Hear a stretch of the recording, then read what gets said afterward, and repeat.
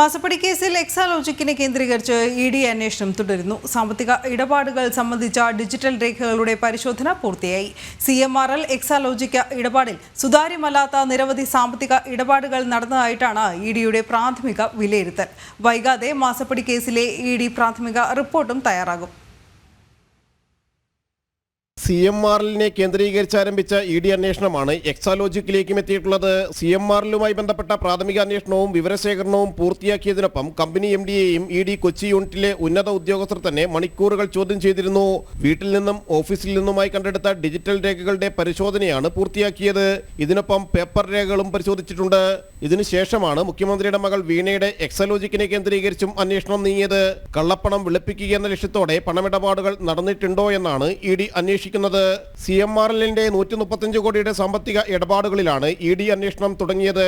എക്സാലോജിക്കിന് CMRL കൈമാറിയത് 1,72 ലക്ഷം രൂപയായിരുന്നു. ഇതേ രീതിയിൽ IT സേവനത്തിന്റെ പേരിൽ മറ്റ് 12 കമ്പനികൾ കൂടി എക്സാലോജിക്കിന് പണം കൈമാറിയിരുന്നു. ഇതിലെ ദുരൂഹതകൾ ഇഡിയും അന്വേഷിക്കുന്നുണ്ട്. CMRL 103 കോടി രൂപയുടെ കള്ളക്കണക്കുകൾ കാണിച്ചതായി ROC ആദായനികുതി വകുപ്പ് അന്വേഷണങ്ങളിൽ വ്യക്തമായിരുന്നു.